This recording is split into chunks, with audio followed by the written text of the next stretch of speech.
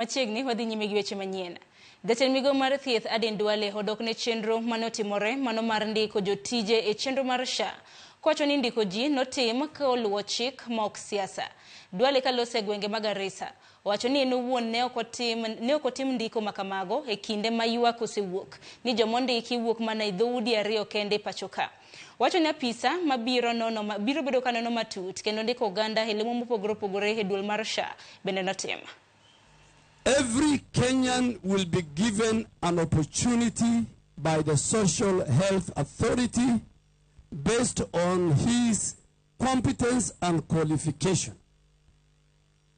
And in employing these Kenyans, Article 10 and the public service guidelines will be considered to make sure all regions, all communities, and all religions and all gender are given equal opportunity. And I don't interfere with how SHA recruits, how Kenyatta Hospital recruits.